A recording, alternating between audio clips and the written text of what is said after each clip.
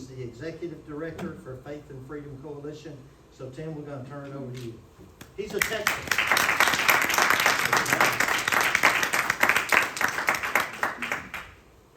Yeah, National Championship night, cold and rainy, so kudos to you. You'll have plenty of excuses to not be here, but here we are. Not even election time technically. First weekend, first Monday, I guess technically last Monday was the first Monday.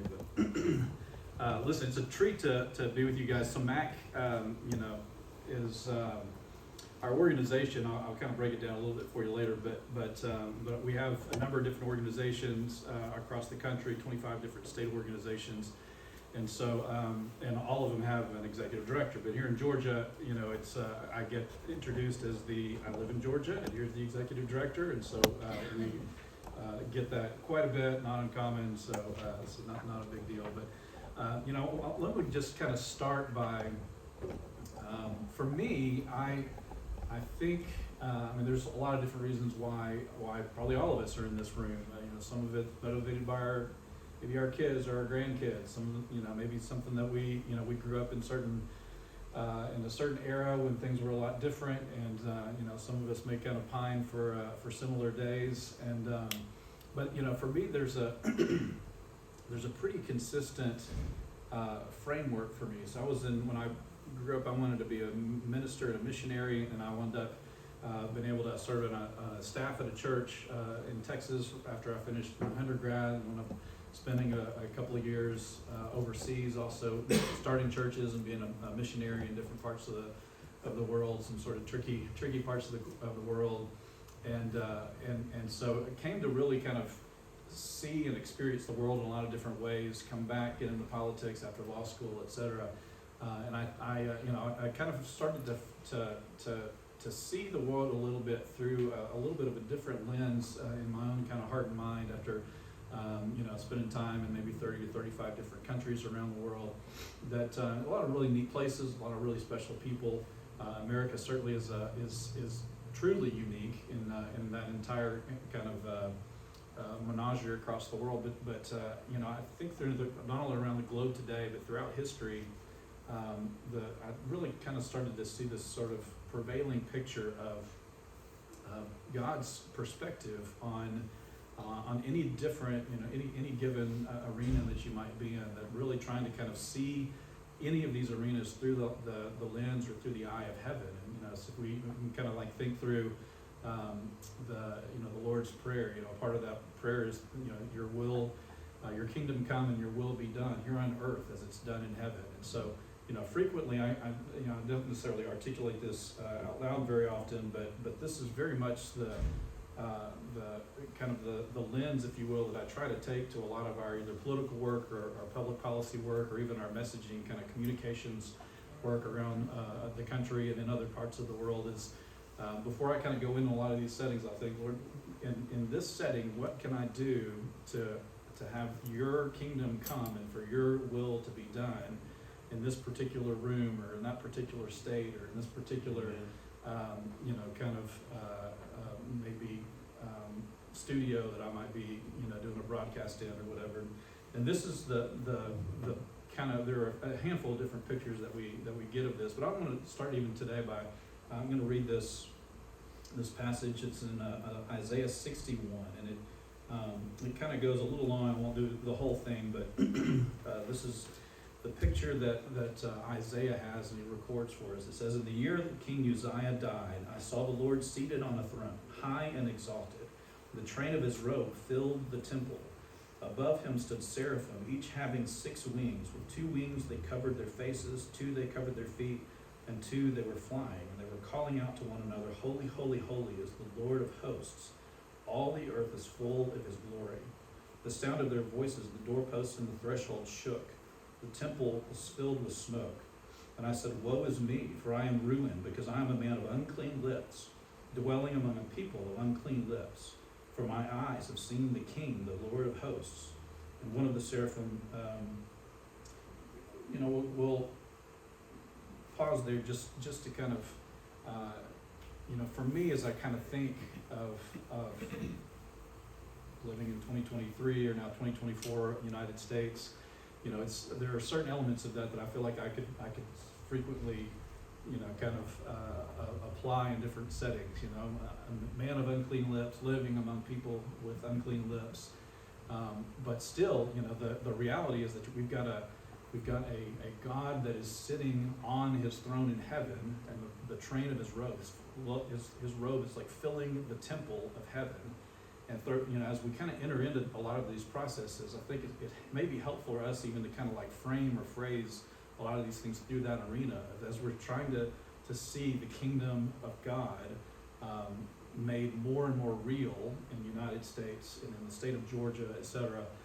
If we can kind of flow from that reality of heaven, that at least it helps me a lot and kind of motivates me. So even today, the first they swore in this afternoon, gavelled in at least this afternoon, Georgia, for the next basically 100 days, give or take. We're going to be we'll have our team downtown in under the Gold Dome here, but as we continue to grow, we're actually going to be lobbying in 17 different states this year, state capitals, plus our ongoing work in Washington D.C. That's really kind of the lens or that kind of view that we try to bring to those 17 state capitals. Just the week, a couple about the Thursday before Christmas, I had dinner with the Speaker of the House in the Wisconsin House of Representatives, and we actually had a similar conversation to this. And I just said, Wisconsin, Georgia's something of a swing state. I would say Wisconsin basically is the consummate swing state in the United States today.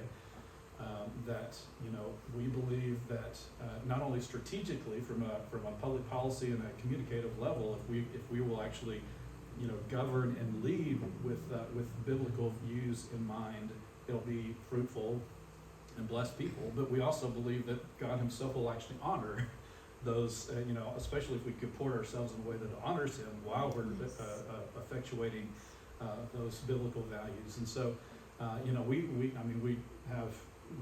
communicate on these things, certainly in public media, but even down to when I'm sitting across the dinner table with the Speaker of the House in Wisconsin. This is like the rubric or the framework that I bring to all of these legislators in state legislatures in Washington D.C. So just want to start a little bit by that, just to say we certainly are a public policy organization. We work in politics, but it's even more than that from our perspective, from our staff's perspective, our board of directors' perspective. We're really trying to honor God, and we really believe that if we can get godly people in positions of influence, that they themselves can honor God, and then ultimately the people rejoice. The Bible says that when the righteous are in positions of authority, the people rejoice, and when the wicked are in positions of authority or influence, people groan. I think that we got a little too much groaning going on. I know that I myself have watched several speeches in the last 3 weeks and groaned to myself as my 16 and 11-year-old daughters are saying, "Dad, don't be quite so grody." Listen, let me kind of break down a little bit some of the structure. A decent number of people either know of or maybe know Ralph Reed, the founder of Faith and Freedom, started in 2009, or maybe familiar with some of our different organizational work. As we just talked about it a couple minutes ago, that we're probably most known for our GOTV effort, our Get Out the Vote efforts. And when I started in 2014, I've been on board almost 10 years now. We hit about 365,000 doors in 4 different targeted states back in kind of September until November or so of 2014. So just fast forward to 2022, last election cycle across the country, we were in 21 different states and wound up knocking on 8.59 million doors in those 21 different states. And so we're targeting evangelicals and what we call faithful Catholics. So a number of people in some different parts of the country, they maybe call themselves Catholics, but it's been a little while since they've, they kind of just don't want their mom to hear them say that they don't care about that stuff anymore or whatever. But we actually have a good number in, especially kind of the Midwest and in the Northeast, of a lot of really faithful Catholics. And so in Pennsylvania and Ohio and Wisconsin, actually Michigan, that's a heavy portion of what we're working on. in those parts of the country. And look, I mean, in states, I mean, we live in one now, but in states where, you know, sometimes the margin of victory is, you know, 0.1, 0.3%, when, you know, in the state of Florida, we hit about almost 1.3 million doors in 2022. Between the election and the runoff here, we actually hit just over 900,000 doors. Our goal is to exceed 1 million doors here in the state of Georgia. So we had about 3,300 people working with us across the country, either paid or volunteers, in those 21 different states to get to that 8.6 million. We really believe that I've kind of done some math across the country that I think if we can exceed 10 million doors for us as an organization with those what we call faith-based voters in those, we're going to be in 24 different states this year. We believe that this should actually kind of turn the corner and actually see a fruitful election, not only for the presidential, but also for U.S. Senate as well. And you know, I don't think I have to tell anybody that you know, at this point, Congress is basically just it's like a gridlock, with the exception of basically judges that the U.S. Senate doesn't need the U.S. House. And so literally I would say 90% of what the U.S. Senate does right now is just crank out federal district court judges, a little bit of appellate, but most of them are just federal district court. And this is like, you know, this is pretty much what the White House and what Schumer just do, is they just produce judges. And so, you know, we believe that we can slow that to a trickle in the next couple of years, and then, you know, frankly, I think we can flip that, because that was the shoe was on the other foot, and that was actually extremely fruitful for us, you know, in especially the first couple of years of Trump White House, and we've seen the fruit of that, right? Even down to the U.S. Supreme Court positioning. So, President as well as U.S. Senate is a major focal point for us. Heard a little bit about Mark Robinson, so we have some targeted races. I'll kind of we'll whittle down to Georgia a little bit, but I'm going to start in a couple of other places. So Mark is anybody familiar with Mark Robinson? Maybe seen, you know, he's got a bunch of viral. So School board. before I knew him, I saw some of the stuff online, and you know, you can kind of throw in a couple $100 and you know, you can boost the how many views you get on various social media kind of posts or whatever. And so I talked to his campaign manager. This is, you know, 4 years ago now, and said, you know, so what does it take? You know, I mean, he probably has like 3, maybe 4 of his speeches a month go over 1 million views. Like, you know, what do you have to put into that? Like, is it $1,000? Is it $5,000 per? And he was like, we've actually never put any, we've never boosted any of his speeches, or kind of like, you know, some of them aren't speeches, more just like rants. But he was like, they just happen. Like, there's no script. We don't write it for him. He just goes, and you know, 1.4 million people later, it's out there. So he's like this really rare kind of force of nature.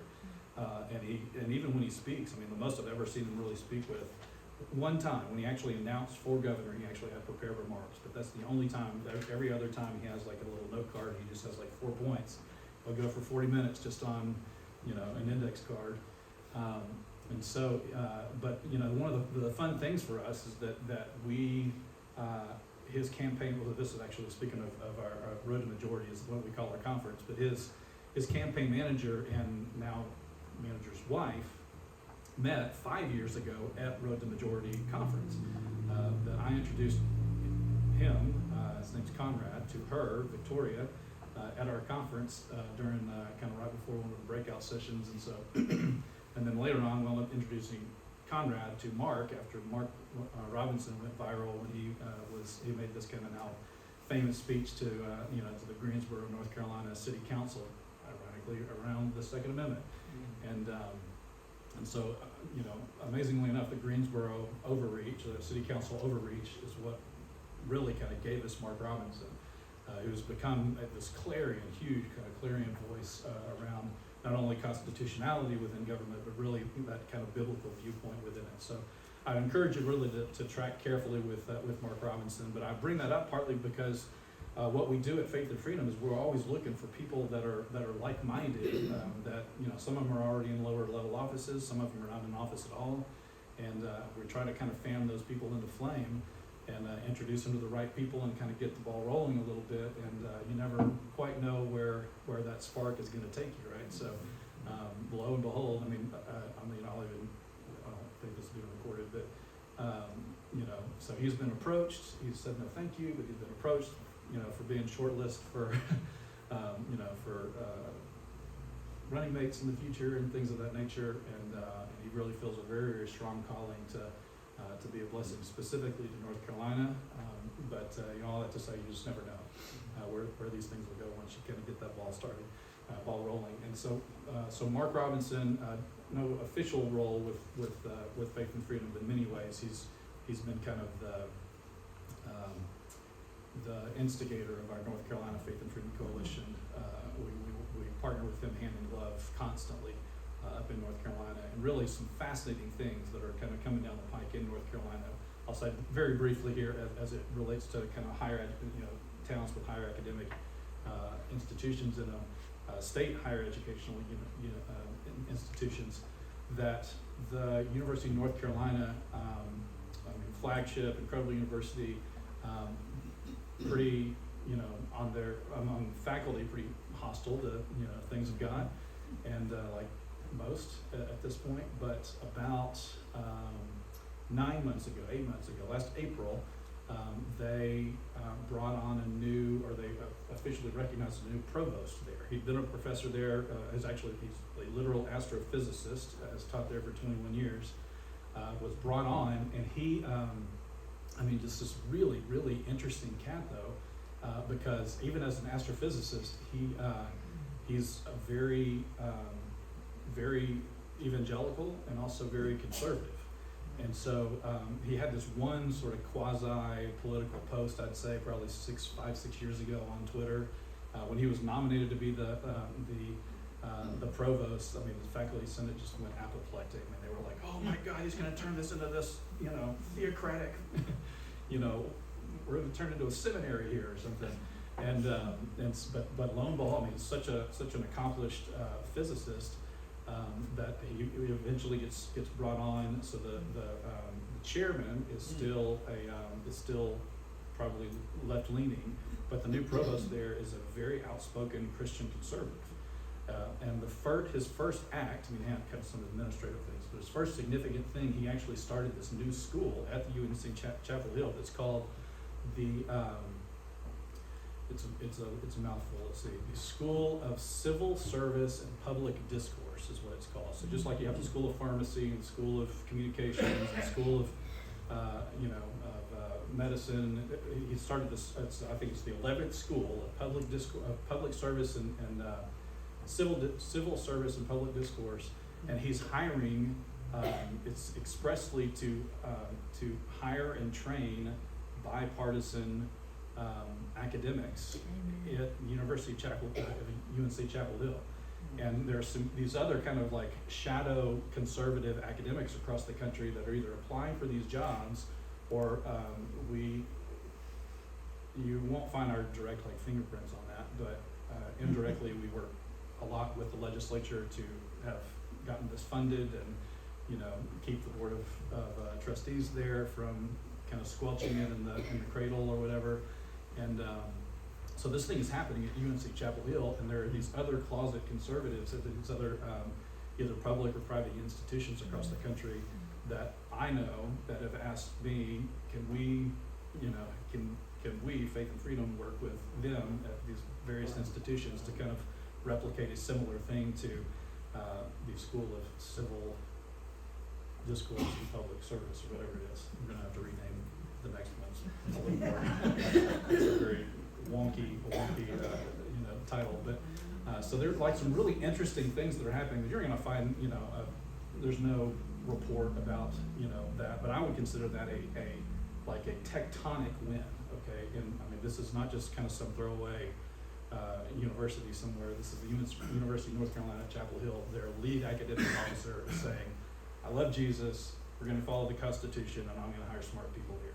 And then we've got these other, professors saying, I'm actually with that guy. Get that in Wisconsin also. So that was kind of the thrust. I'll just go and tell you of my dinner with the speaker in Wisconsin before Christmas.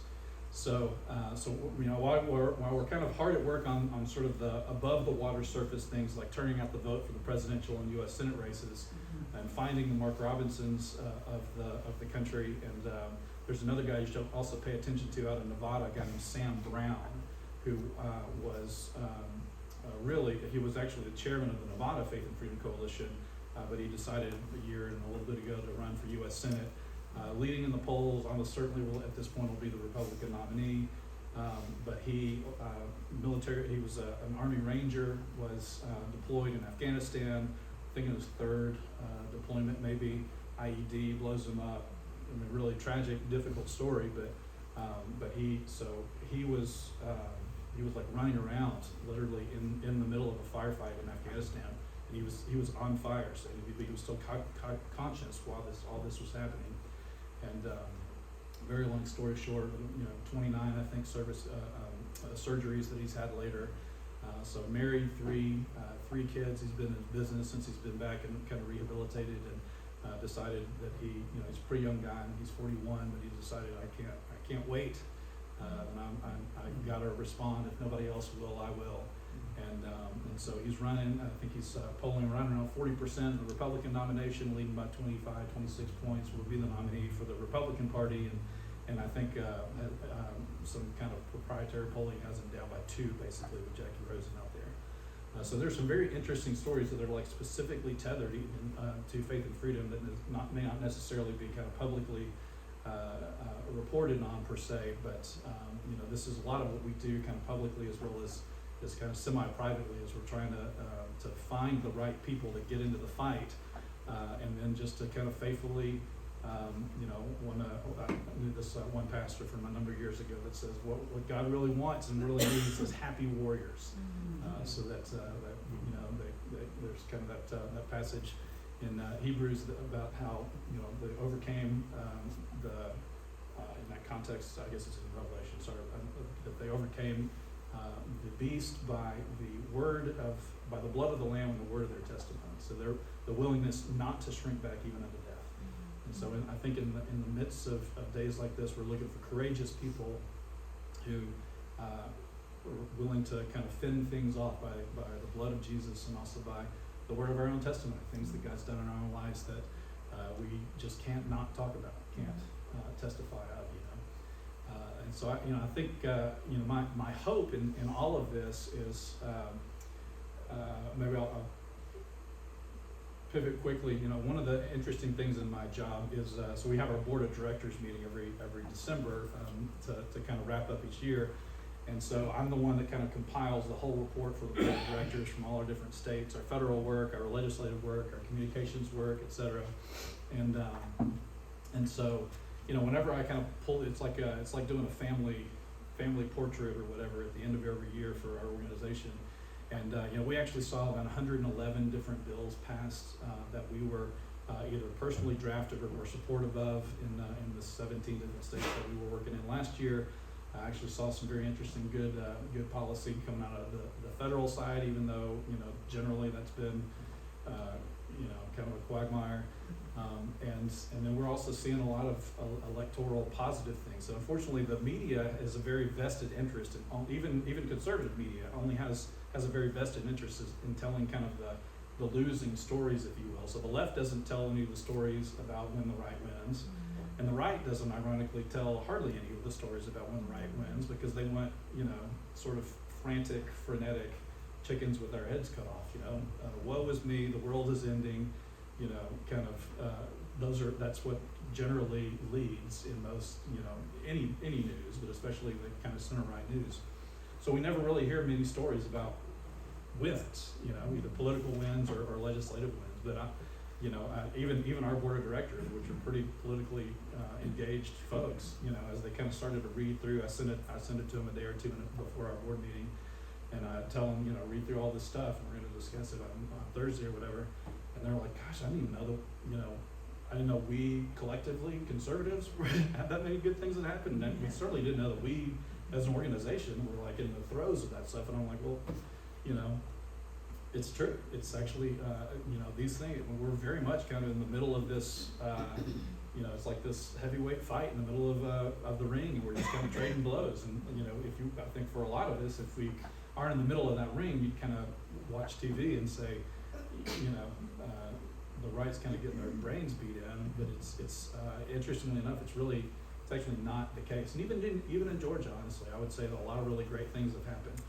So I'm very appreciative. You know, I know that you know we're coming out of kind of Kemp land up here, and I think he's been a very good governor. And I think that even for the 2026, you know, the way things are kind of taking shape for 2026 in Georgia, I think we're going to have a lot of really great options or candidates there in Georgia.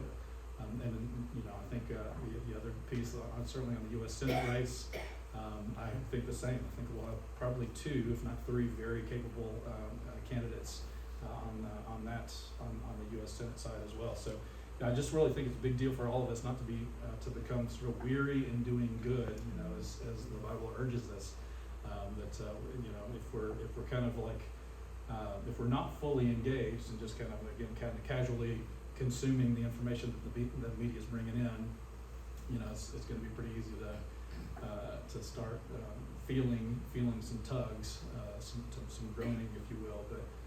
But when we're in the midst of things, you know, I think that it's we start to see a lot of the small print wins that actually really do start to add up. And you know, I would even count, you know, frankly. So the Disney fight really kind of starting a year and a half ago, we were actually pretty two interesting things. I think I would argue the UNC Chapel Hill thing was really kind of a progenitor of DeSantis's first kind of pushback with the University of Florida, right? So University of Florida has, you know, it's like every other flagship university, you know, in the country. And he actually brought Ben Sasse, the U.S. Senator from Nebraska, if you remember him. So before Sasse was in the U.S. Senate, he was the president of a place called Nebraska Wesleyan University, which is kind of outskirts of Omaha. And before that, Sasse worked with our Director of Legislative Affairs at Faith and Freedom. Our guy and Sasse worked together at DOJ in the Bush years. So we worked with Sasse on a lot of different kind of education stuff, especially kind of higher ed, university stuff. And so DeSantis brings Sasse in to be the new the new chancellor, rather, of all the University of Florida. There's this one of the schools at the University of Florida, literally the most. So you know, Weinstein that you just heard from earlier, he was the president. He was the evolutionary biologist, I guess, at this. I would say maybe the second most progressive university in the country. A place called the University of Evergreen, I believe, in Washington, Eastern Washington State. I would argue the most progressive university in the United States is actually a part of the University of Florida system. It's called the New School, and it's located in Sarasota, kind of around Tampa. And I mean, this one is like, I mean, as like Lucky Charm as you can get. Okay, I mean, this place is like no grades. We don't have like majors here. Your major is whatever you want to major in, and the teacher literally shows up and is like, well, what do you want to read? And what do you think your grade should be? You know, I felt like that was a 93. That sounds about right. So New School is like, you know, I mean, in some ways my GPA would have appreciated that, but I just don't know if that's quite what we're looking for in higher education. But so basically what Sasse and DeSantis a year and a half ago proposed that they've now effectuated is to they took over the board. There's a 9-person board at the University of Florida, the New School, specifically for that school, and DeSantis appointed 5 new board members, and then they tripled the budget of the new school, so the board hired a new president of the new school, or dean, I think they're called it, the new school, and then they tripled their budget, allowing them to hire all new faculty.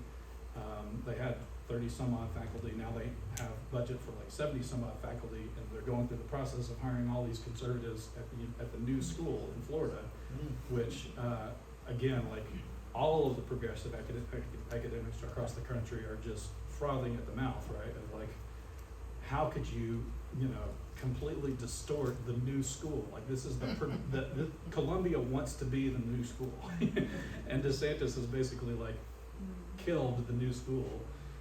And now we're in the process. They're supposed to hire about 10 per year, 10 to 12 new faculty per year over the next 5 years to essentially repopulate.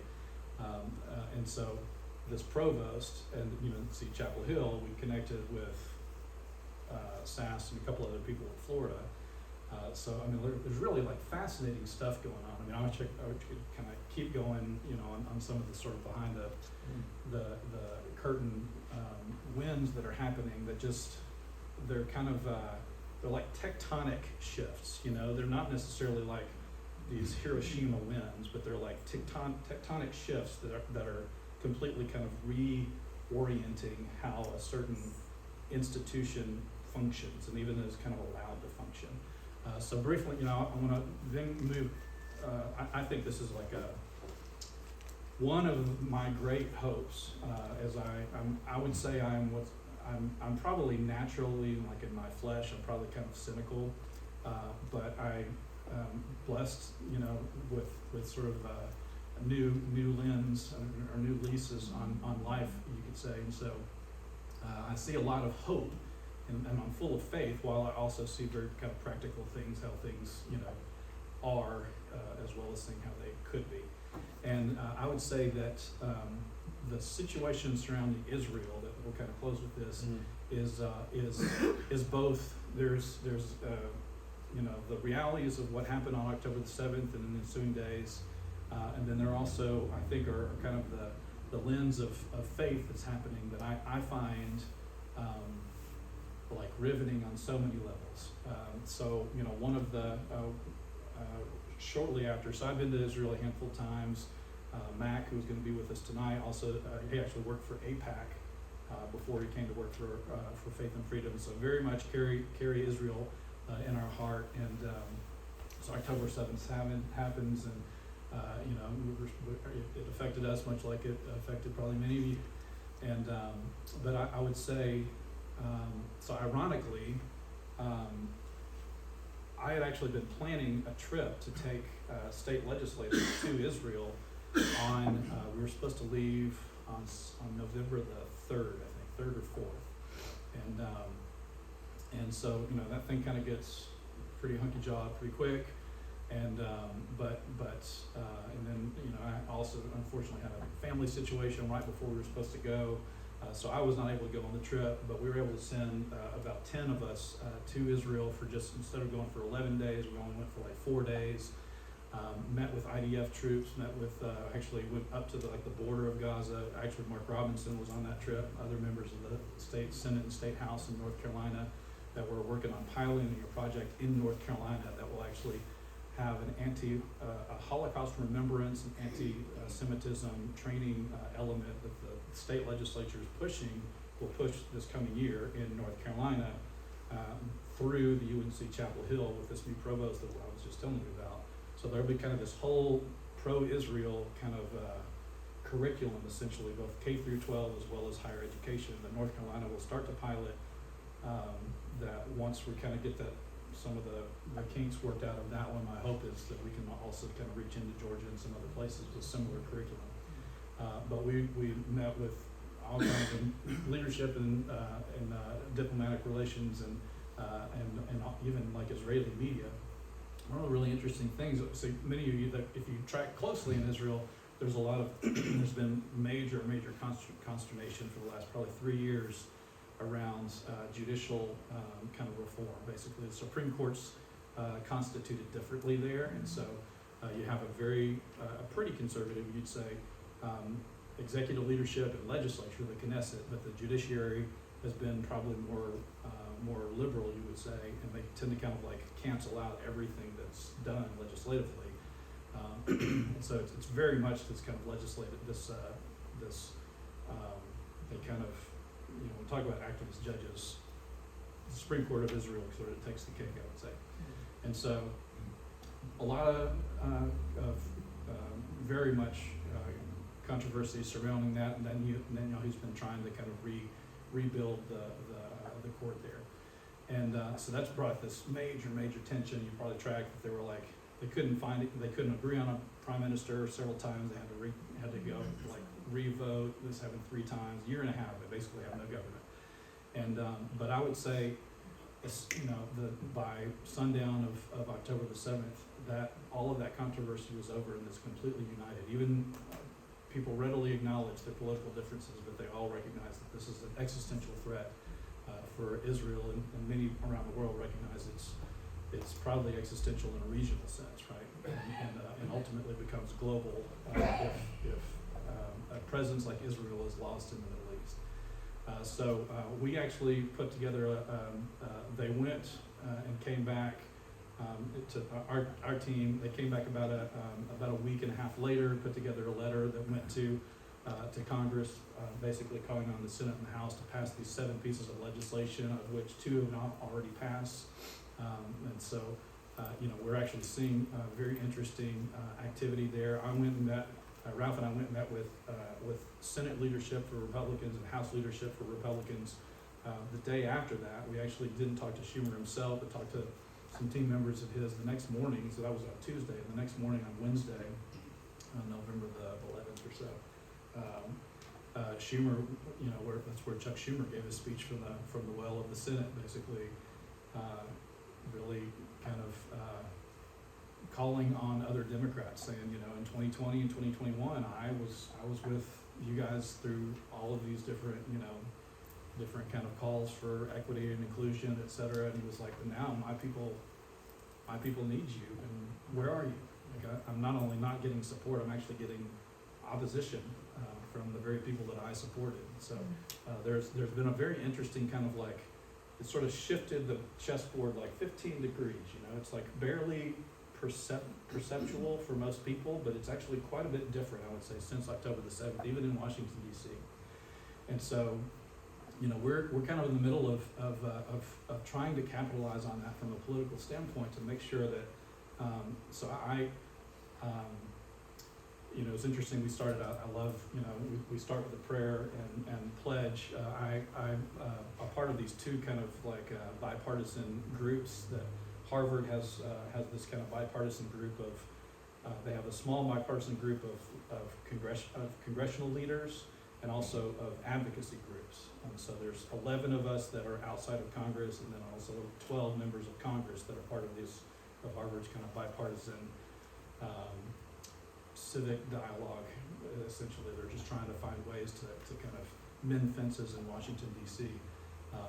And then I'm a part of a similar thing at Columbia that does, it's a similar concept. They do it a little differently. But the Columbia one, whenever we meet, our first meeting was a year and a half ago in New York City, and instead of starting with a prayer and a pledge, we started with a land recognition proclamation. That we're sitting literally like in Harlem and talking about indigenous groups that inhabited this North 82nd Street or whatever, and it's just a very different experience. But when I'm in those settings, they kind of bring me in as sort of this conservative, and you're Christian, and you're white, and you're cisgender or whatever, but for me, whenever I'm walking into Columbia and I'm walking into Harvard, and I'll take another trip to Israel here in probably in late February, early March. That in my mind, I'm very much thinking through the kind of lens or the prism of that Isaiah 61 that I started with. That how can Lord, are there ways that I today in this arena can, as I sort of meditate on the train of your road filling this temple, are there truths, biblical truths as well as constitution, because I believe the Constitution is kind of crafted around biblical truths, right? So are there ageless, timeless truths in Scripture that are captured within this Constitution that I think can be applied here and can kind of provide some guide work, some guidance and some framework for us to solve some of these problems. And then I told the Harvard people and the Columbia people, I can only be a part of something if it's oriented towards trying to solve problems. I'm too busy to do just rhetorical exercises. I can't just like air grievances with each other, 3 days every 6 months. I just don't, but if you're actually wanting to try to help people, even if I don't think that what you're doing is, if you're trying to help people, I can start there. But then through this, I can hopefully bring some of the kingdom of heaven to bear in these. So at Christmas time, I'll close with this. I was, so one lady that I do a lot of work around the justice system. And so, you can imagine 2020, 2021 were sort of interesting years for all of the regular reasons as well as some other irregular reasons for me during that time. And so I've just gotten to know a lot of people in kind of funky places around the country and the world. But thankfully, at least for me, thankfully, even though they're kind of like, you're pretty funky and weird, like, you're like this very stereotypical looking white Republican guy or whatever, Christian guy, but you're like, you're just very different than we thought you'd be. So there's the Speaker of the House of California, his sister has become a close friend of mine, and I do a lot of justice work with her in different parts of the country. And she told me just late last week, I guess, she was like, I found myself in some really weird kind of Christmas, New Year's conversations with my family. So her dad is a psychology professor, neuroscience professor at Stanford, and her brother was the mayor of San Francisco and is now the Speaker of the House in California. And she was like, and I was sitting, and it's like every other family, they start talking about politics or whatever, and she was like, and they go on one of their rants about kind of abortion, life-related stuff. And this friend of mine, who also is a pretty liberal girl, she kind of heard him go for a little while, and then she was like, Daddy, I have to say, like, I don't necessarily agree with what they're arguing, but can I just tell you, like, this guy that I know, like, his motives that you're talking about, those are not his motives. They're not doing this to, like, I can tell you, like, categorically, it's not to, like, suppress or oppress anybody.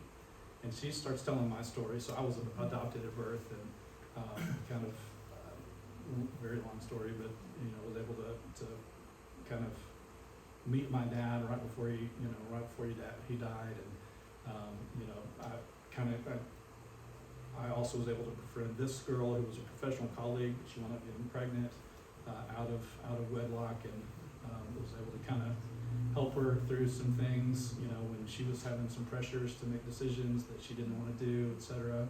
And became a very, some kind of special moments, really, where that when we started, we were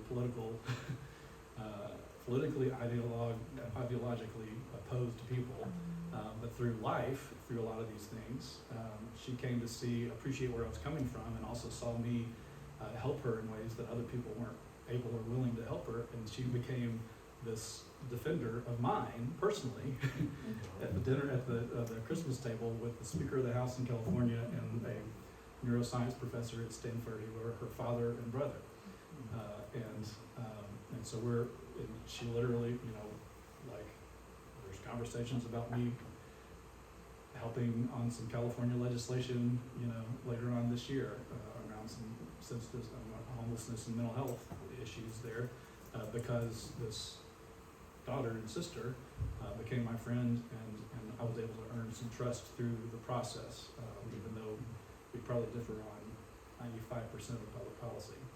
So, wanted to kind of unpack some of that tonight, just to say, you've kind of gotten a little bit of a sense of what we at Faith and Freedom do sort of politically and kind of above the water surface. But there are, I would say, 8 times more that's happening below the water surface, if you will, that's motivated. It's coming from the same place, a biblical worldview within a constitutional framework. That may implicate a neuroscience professor at Stanford and the provost at UNC Chapel Hill, and hopefully what University of Wisconsin at Green Bay will be doing later on this year, and getting supplies to IDF units in southern Israel. You know that know you're not going to get an email about any of that stuff. But I just want y'all to know that we very much appreciate the friendship, certainly of all of your leadership here, but also just staying in the game and kind of putting your oars in the water and rowing with this, because I was, much like what Weinstein was just talking about earlier, the only way, as far as I'm concerned, that we can actually lose at this point is just by checking out. That when we kind of fold up our tent and go home, that's when the dam will truly break. But throughout Scripture, I mean, you just think about all of the not only Jesus himself, but New Testament as well as Old Testament. Really, God was rarely ever looking for just hordes of people, thousands of people, millions of people. He generally was looking for one faithful, two faithful. Just think about all the stories of tides that were stemmed by a very small number of faithful people who were just courageous and took action. So thank you all for letting me be with you, certainly tonight. And I think I may also be drawing something. If you, I think that's called a scapegoat. Will you take a few questions? Yeah, I'm more than happy to any questions about the organization, or also just about kind of political landscape and stuff. Yes, sir. So curious, as you get to meet some of these folks, it's awful hard to get to know their heart. You see them flip flop, you see them change.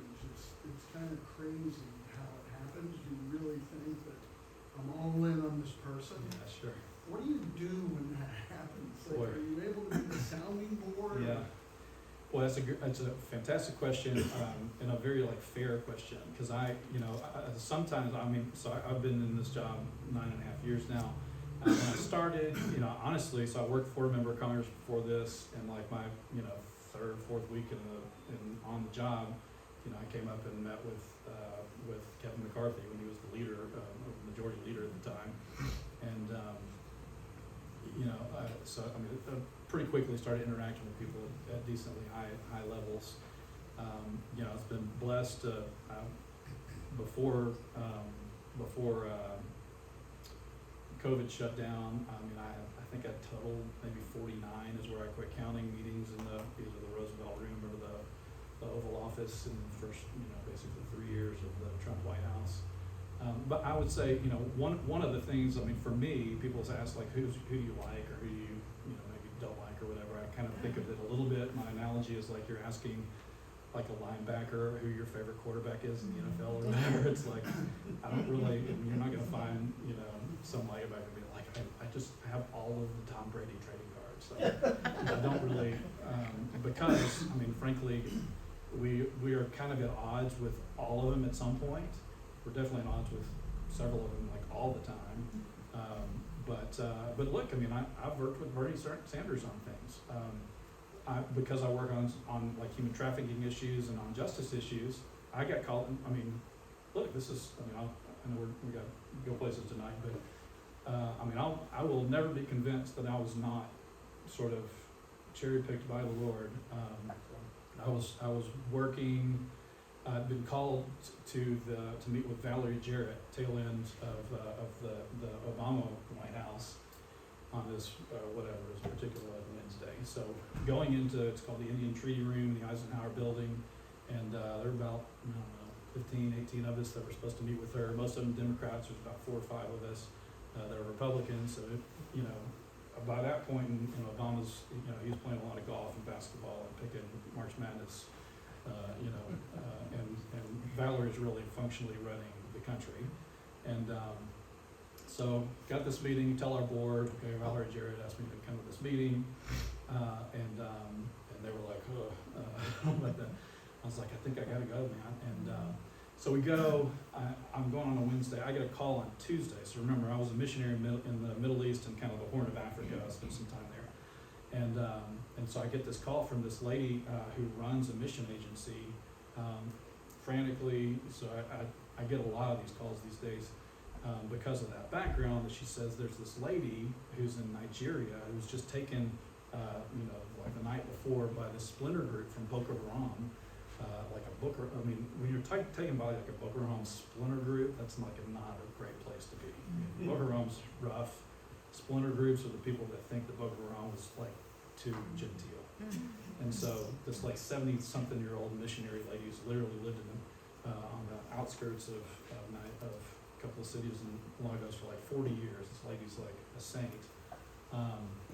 Taken into the mountains, and I say, I can't make any guarantees, but I need, get me, I've done this a few times before. I was like, I need information. This is what I need, as specific as you can get me as soon as possible.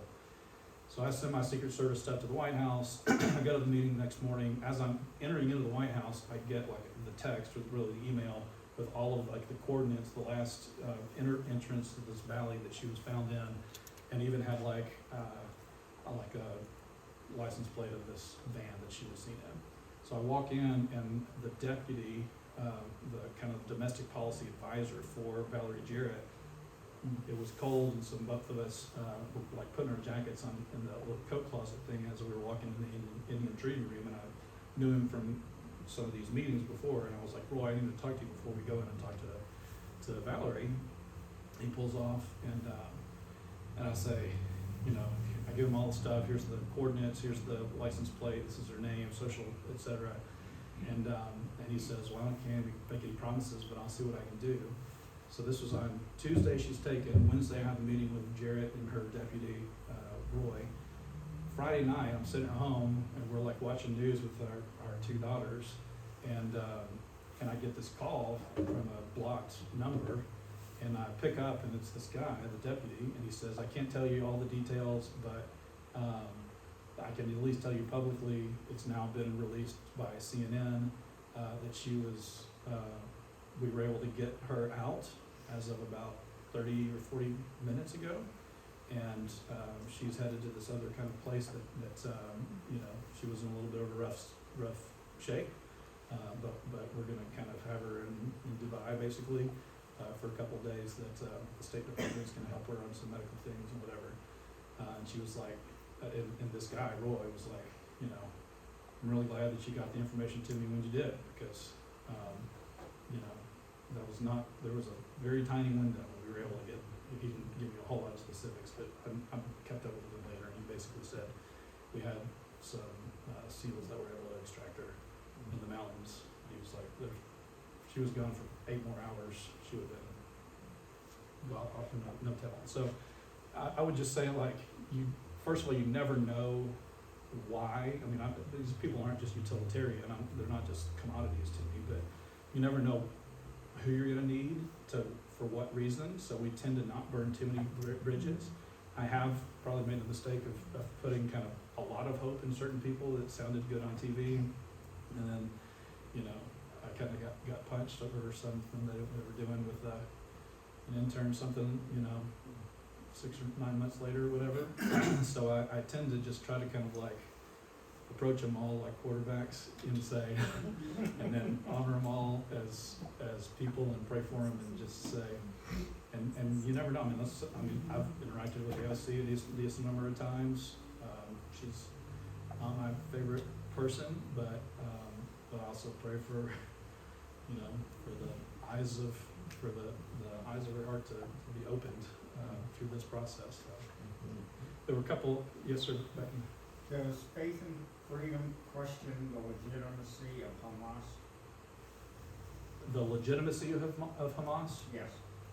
Well, they're a terrorist organization, so I think it kind of is what it is, and I don't even think that they make too many bones about that. That's basically how they make their living, is by inflicting terror on any and everybody. By the way, mainly Israelis, but they're not even limited to Israelis. So my hope and prayer through this process. Again, I've actually been to Gaza before, like inside of Gaza City, and I've also spent a lot of time in the West Bank. Even the Palestinians themselves, like by and large, overwhelmingly would love to be relieved of the oppression of Hamas as well as Fatah. One of my appeals actually to United Nations has been to cease funding to Palestinian Authority and the Palestinian Liberation Army because they themselves are oppressive of the Palestinian people. So yeah, we have a list of grievances as long as my arm with Hamas. So our hope is that we can see. Yeah. Yes, ma'am. One last one. Yes, in relationship to Hamas and the students in our country, talking about from the river to the sea, Sure. and they're claiming Palestine, and Palestine has never existed. And I'm looking at Claudette Pastormain at Harvard, Yeah. and the anti-Semitism. How, and yet you're working with universities. How do you work with what is supposed to be a flagship university of intellectualism to get its mind straight? Yeah, great question. And look, I mean, I think one of the possible fortunate benefits, misfortune of COVID is that it brought into the light a lot of the impropriety around pharmaceutical industries and especially the regulating agencies. I would say in a similar vein, one of the fortunate byproducts of the misfortune of October 7th and ensuing events is that we've seen at very least hypocrisy and intellectual dishonesty of a lot of these university leadership. And frankly, She's from Haiti, right? yeah, that's right, which was frankly part of the appeal of Harvard in the first place. We should be still a meritocracy, that there are any number of talented, capable people, but that the elevation to these positions of leadership should be really based on merit. And frankly, that's, whatever. In Harvard, there's an interesting kind of, even at Princeton, I was just Harvard, right the week before Christmas, I was invited to come speak at Princeton because the dean of so ironically, it used to be called the Woodrow Wilson School of Government, and it's just called the Princeton School of Government now. But I was, the dean there reached out because they want conservatives and they want even Christians to come speak on public policy. And I've worked with one of their faculty on a lot of policy in Washington, D.C., and they were like, he's passed more bills in Washington, D.C. than every other member of the faculty at Princeton combined. So when we asked him to come teach a class. So there's like this kind of, there are kind of holes in the dams that I think are starting to break, and certainly the pressure that donors as well as board of directors at the University of Pennsylvania and now at Harvard, the intellectual dishonesty as well as even some of the, frankly, just the hatred spewed by even faculty members. Certainly, students have definitely been culprits, but especially when you see Cornell professors joining in on some of this stuff, it's like, it's shocking and actually it becomes embarrassing for the leadership and donors of the universities to see again kind of that intellectual shallowness that they're thinking. You can be viewpoint neutral, but when you move into kind of like river to the sea kind of stuff, and then also claim that Black Lives Matter, claim that And then our students here don't understand. They think of us as infidels. And they kill any of us sitting in this room because we would say the Lord's Prayer. Yeah. And for some reason, they could teach one part of it, but they left out the other part that is entirely, I would say, very important. They don't consider us human Yeah, well said. because of our religion. So I think that again, when you see kind of like some of that stuff, the reason why I wanted to chime in a little bit on like the University of Florida's New School and UNC Chapel Hill's Provost and conversations in the University of Wisconsin at Green Bay. There's like flickers of this kind of stuff that people are not only seeing the president of Penn and Harvard step down, we're also seeing leadership of a number of other universities actually put people like people in this room into positions, institutional positions of leadership. And so the Speaker of the House in Wisconsin is about to appoint a new member of the University of Wisconsin Board of Regents. And so that was kind of the impetus for our meeting, was that appointment that will then, flow to this other School of Public Discourse, or whatever they're gonna call it, and things of that nature. So I actually think, if we can kind of like just stick to our guns and kind of, again, oars in water rowing, there's tectonic stuff that's happening, but, we're just gonna have to it's a very incremental, taking strongholds one by one, and sort of a foot by foot, eventually, we'll travel miles together. So, thanks so much for having me. Thank you.